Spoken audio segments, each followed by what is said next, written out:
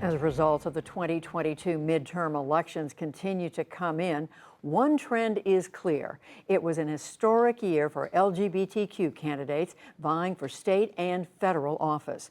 Laura Barone Lopez has our report. It's been dubbed the Rainbow Wave. I want to thank my family, especially my wife, Amy. Oregon Governor-elect Tina Kotek, one of a record number of LGBTQ candidates winning up and down the ballot this year. More than 430, according to the LGBTQ Victory Fund, an organization working to elect these candidates.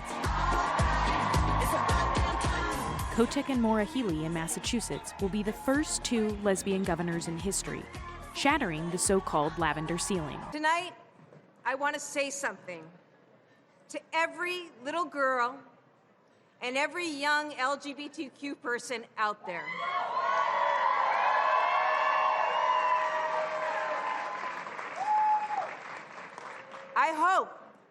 I hope tonight shows you that you can be whoever you want to be.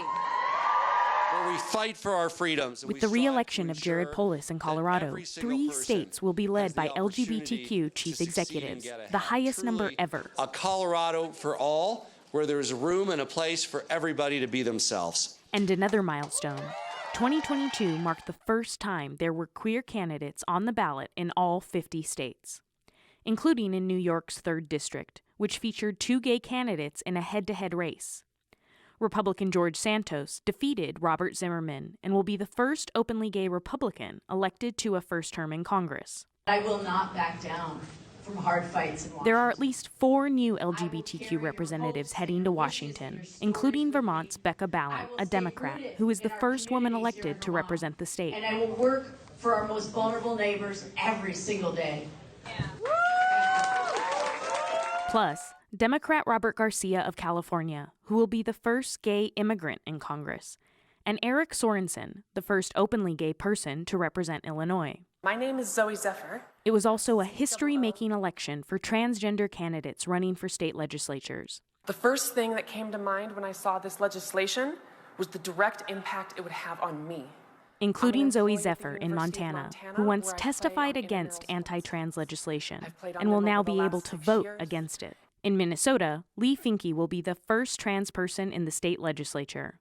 And in New Hampshire, James Rosener became the first trans man elected to a U.S. state house. It all comes as anti-LGBTQ legislation remains on the rise in states, with more than 150 anti-trans bills introduced this year alone, according to the ACLU. And there's no sign of it slowing down.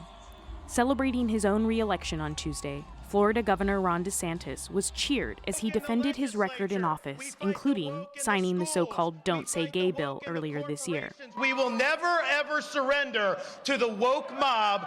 Florida is where woke goes to die. But for now, LGBTQ candidates are celebrating their wins and preparing to get to work when new legislative sessions begin early next year. And one of those newly elected state lawmakers, Zoe Zephyr of Montana, joins me now. Representative-elect Zephyr, congratulations on your win. You testified in 2021 before the Montana Senate Judiciary Committee against a bill that blocked trans girls and women from playing in sports. That bill was passed and signed into law, but was ultimately blocked in the courts this fall. Did that push you to run for office? Absolutely. Watching and testifying so emotionally about an issue dear to me, meeting with the governor's office with trans teenagers who just wanted to play sports, and then watching several of the anti-LGBTQ bills pass by one vote in the legislature was the impetus for me. I said, we have to have trans voices in these rooms if we're going to change what kind of bills Montana's passing. Speaking of anti-trans legislation, you've been elected for the new legislative session that starts in January, and there are already some pre-filed anti-trans bills, one in particular that would restrict transgender surgery on minors. What's your message to your new colleagues about legislation like that? My message is simple. We see all of the elections across the country where LGBTQ people have been elected, a wave of trans people being elected. When you take away the larger media narrative that the right is pushing, and you get down to my local communities like mine here in Missoula, trans people are accepted, we are loved, and we are cared about. And you're never far away from someone who cares deeply about us. And pushing anti-trans issues isn't what my community wants, isn't what Montana wants. We've seen a number of those anti-trans messages on the campaign trail this cycle. In particular, a number of Republican candidates that have falsely accused LGBTQ teachers of, quote, trying to groom students, as well as there was a New Hampshire Republican candidate that lost, but said falsely that teachers were trying to put litter boxes in classes so students could identify as cats, and also accusing Democrats of trying to put drag queens in every classroom. What's your response to this growing anti-LGBTQ sentiment on the right? My response would be that hate can only stoke fear for so long. And the people who know trans people in their lives know that we are just like anyone else, worthy of love, and we bring a ton of joy into the world. And if the right continues to push these kind of anti-LGBTQ attacks that we're seeing, as you say, pre-filed already here in 22, looking forward, what's going to happen is ultimately they're going to continue to lose, because our community has the backing of of our neighbors, our friends, and when we get to the legislature, we will fight like hell to make sure that they know that. Are there any protections for LGBTQ or for transgender people that you're hoping to propose in your new position? I would like to see a ban on conversion therapy. I would like to see an end to the gay trans panic laws, since there was not yet been a federal ban for that. And obviously, I am looking towards the courts in Montana to strike down the anti-LGBTQ laws that went through in the 2021 session. And if those are not struck down, ultimately repealing those would be on the docket as well.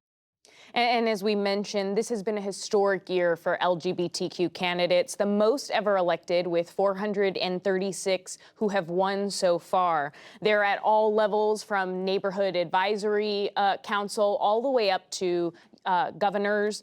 And what does that representation mean to you? You know, it's less about what it means for me, and it more so means that when these attacks are being made in the legislature, they will have to be made next to LGBTQ people.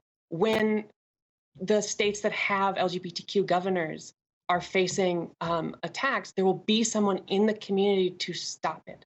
Their representation matters, not theoretically, but it is the best defense we have against hate. You made history in your election in Montana, but to reach parity, the LGBTQ Victory Institute says that some 35,000 more LGBTQ people would have to be elected. What do you say to others who might be thinking about running, and what are your future ambitions? To others who are interested in running, I would say the first step is to ground yourself in your community. Do work in your community, and you will find that they love you and support you. And if you do that work, then look forward and try to get into the rooms where you think you can make a difference. It is all about finding the spaces where your voice can have impact. As for my future ambitions, all I want is to be in the rooms where I can do the most good. And right now, the fights are at the state level, and that's where I want to be. It's why I moved from working on drafting legislation behind the scenes at the city level to stepping forward to the state level, because this is the room where the laws, where the biggest attacks are happening, and where we need representation the most. Representative-elect Zooey Zephyr of Montana, thank you for joining the NewsHour. Thank you so much for having me.